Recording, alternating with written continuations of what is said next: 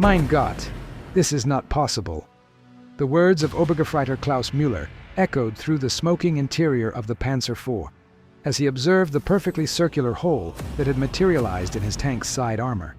It was July 1943, and for the first time in the war, the Germans witnessed something that completely challenged their understanding of technological superiority.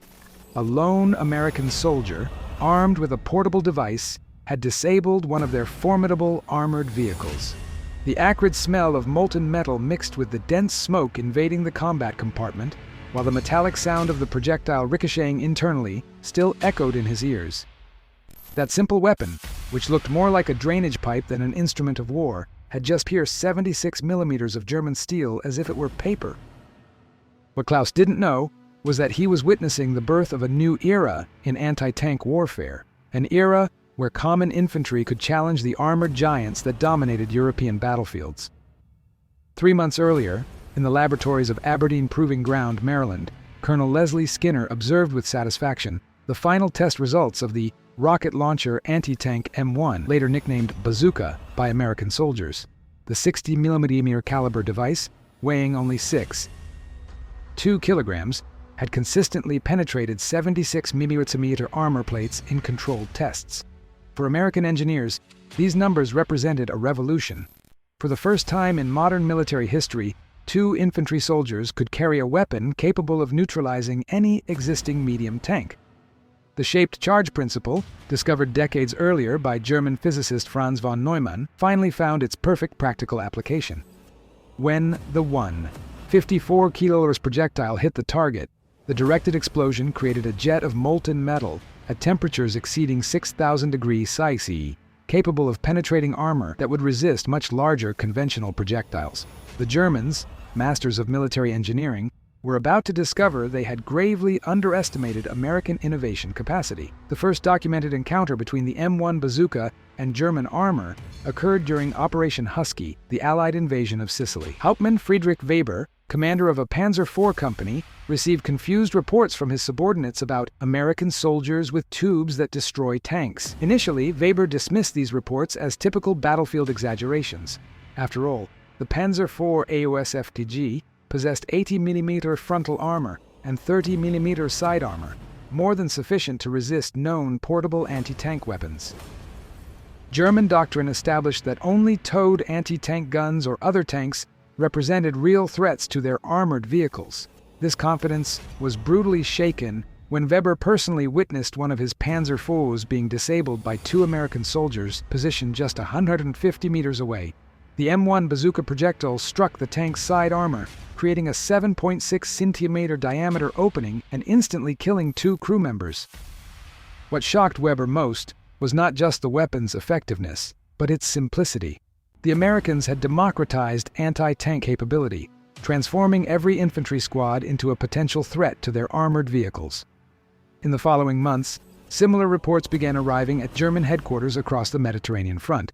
General der Panzertruppe Heinz Guderian, upon analyzing the first captured M1 Bazooka specimens, was simultaneously impressed and alarmed. In his personal diary, dated September 15, 1943, Guderian wrote, "The Americans have achieved something we considered impossible, placing the power of an anti-tank gun in the hands of 2 common soldiers." German technical analysis revealed the brutal genius of the American design. The 1.37-meter aluminum launch tube weighed only 5.9 kilograms empty, allowing exceptional mobility. The M6A1 projectile, with its 60mm shaped charge warhead, cost approximately $18 to produce, a fraction of the cost of a conventional anti-tank gun projectile. Even more disturbing was the ease of training. American soldiers could effectively operate the weapon after just a few hours of instruction. For Germans accustomed to complex weapon systems requiring months of specialized training, this operational simplicity represented a paradigmatic shift in modern warfare.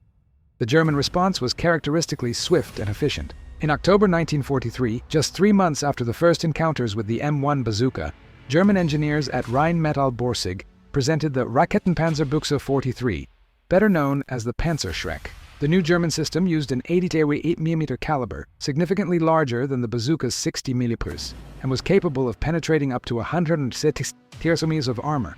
more than double the M1's capacity.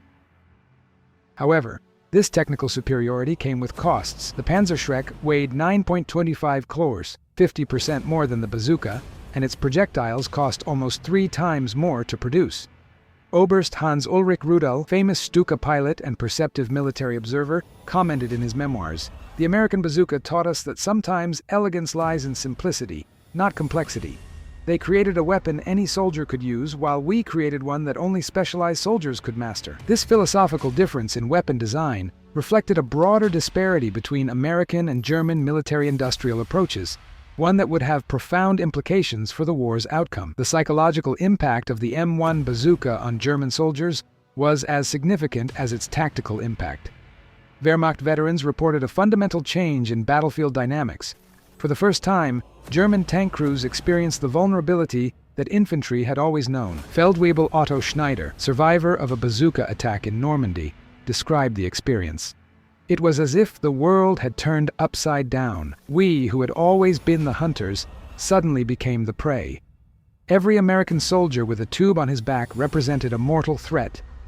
Statistics compiled by the German High Command showed that between July 1943 and June 1944, approximately 12% of all German armored losses in the Mediterranean theater and later in France were attributed to portable anti-tank weapons, primarily the M1 bazooka. While this percentage might seem modest, it represented hundreds of valuable tanks lost to a weapon that cost less than a single heavy artillery shell. More importantly, the bazooka's ubiquitous presence forced fundamental tactical changes.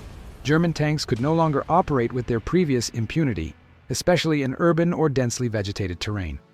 The legacy of the M1 bazooka extended far beyond its 76 millimeters of penetration capability. It represented the first step toward democratizing anti-tank power, a concept that would evolve through Soviet RPGs, guided systems like the American Tau, and culminate in modern portable anti-tank missiles like the Javelin.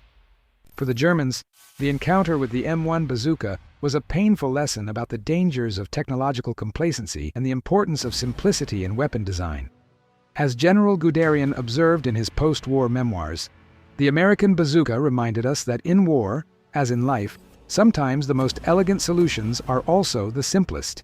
They didn't try to build the world's most powerful anti-tank weapon, they built the most practical one. Today, when we observe modern battlefields where individual soldiers carry systems capable of destroying million-dollar tanks, we can trace a direct line back to that moment in July 1943, when an American soldier with a simple tube forever changed the balance of power between infantry and armor.